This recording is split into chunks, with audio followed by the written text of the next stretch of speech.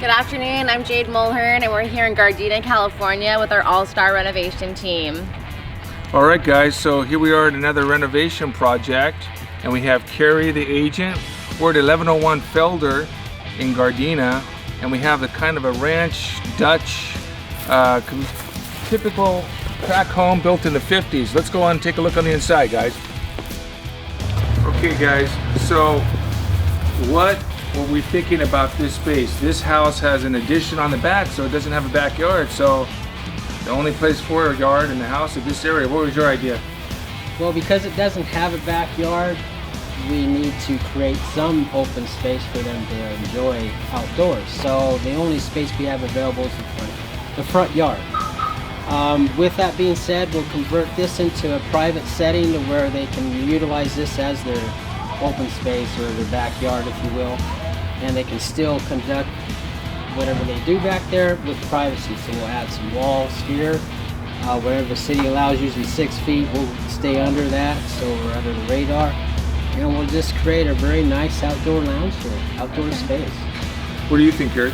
I like the outdoor living plan. I think the privacy will be good. It'll shield them from the sidewalk area, so they do have the privacy. Yeah. Nice fire pits and chairs. Redoing the front would be good, and then just changing it to drought tolerant landscape would be good too.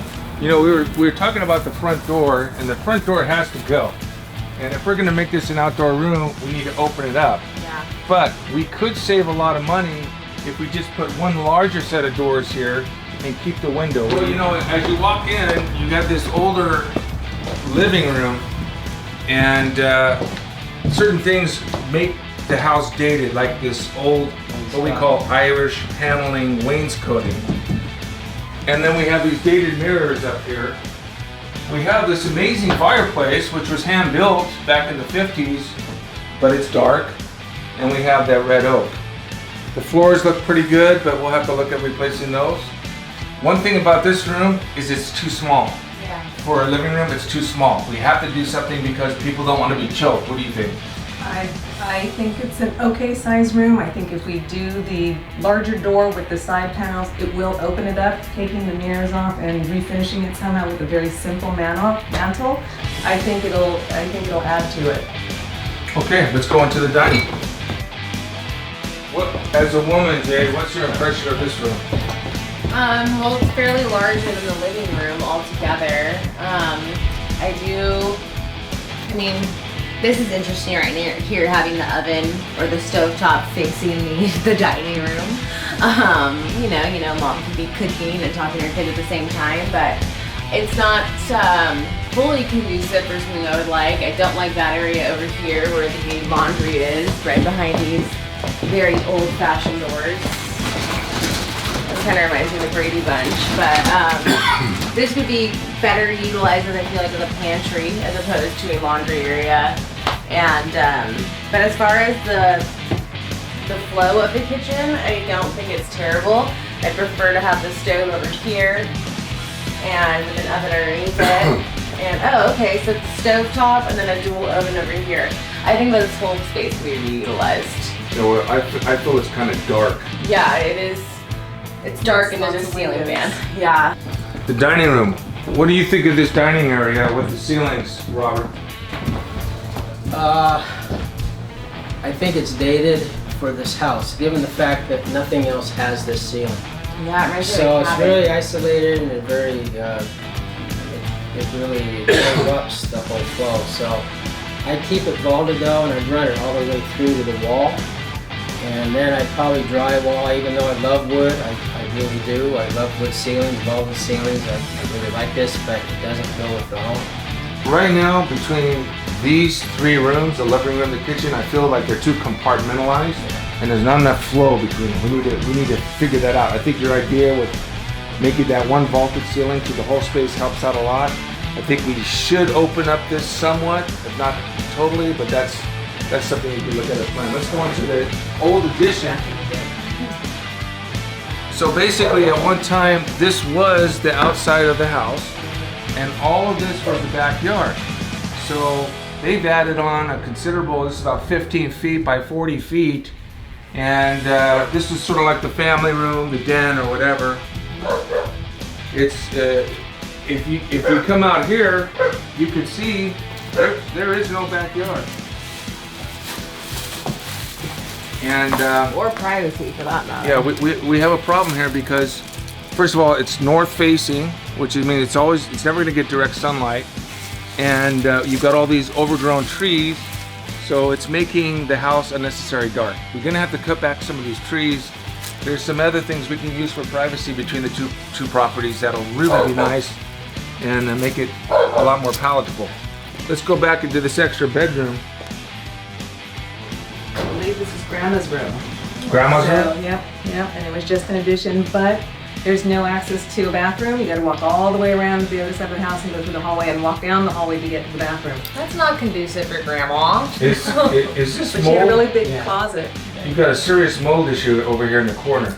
Yeah, most of the exterior facing walls have that in Yeah. the other rooms We're gonna as have to well. cut everything out. We're gonna have to find out where the water's getting in, and we're gonna have to I seal know, I it. already know where the water's coming in. Okay. Where? It's coming in from the sill. What happens is the level of the actual earth going around the building line is up too high.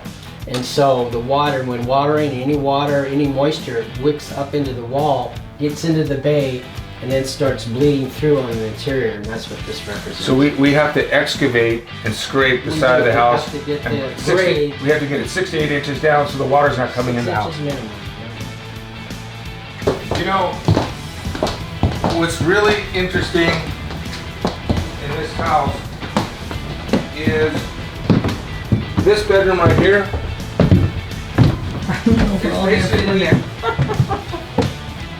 It's the only bedroom that faces the street that you could see. So the idea is it's a small bedroom. One of the ideas that we discussed was possibly opening this up to the living room, right? What do you think of that idea, Carrie? I think that's an okay idea, but the only thing that is that you would lose a room. Yeah. And so there are some other thoughts in keeping this a room and still, moving the closet that way, moving the heater if possible. And so it would make it a little bit bigger, but you also have the pitch here, so. The pitch actually makes it kind of charming, I think. Okay, let's go back and take a look at the original master bedroom. We have the original flooring in the house, but we really do have, there is this mold issue here. And that's diddly. We gotta get all that mold out. We took the carpets out. The wood looks like it's in good condition. It can be retrofitted. I don't feel like the house is sinking or anything like that.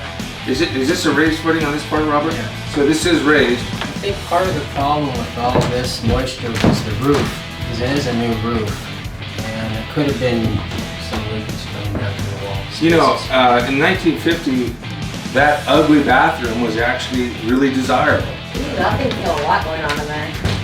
So you got this, Wow, look at all this. yeah, the mold. That could have been from the shower. Is this black mold? Is it black or is it just? No, that's definitely black mold. Oh, Yeah. Bob always says you put me in the terrible situations. Yeah, I do put you in terrible situations. Look how terrible it is up here. But the fact that you have a shower and a vanity, this can all be pulled out, and we could retrofit this, and it would be desirable to have basically a 3/4 bath in the master bedroom. The only problem with this room is it's too small for a master. I mean, on today's standards, this room is only, 12 foot by 11, and most master bedrooms are at least 15 by 20, in newer built homes. So that's an issue. Here you go, Dan. Yeah, it's very mild though. It looks like it tried to be treated. The problem is, Yeah.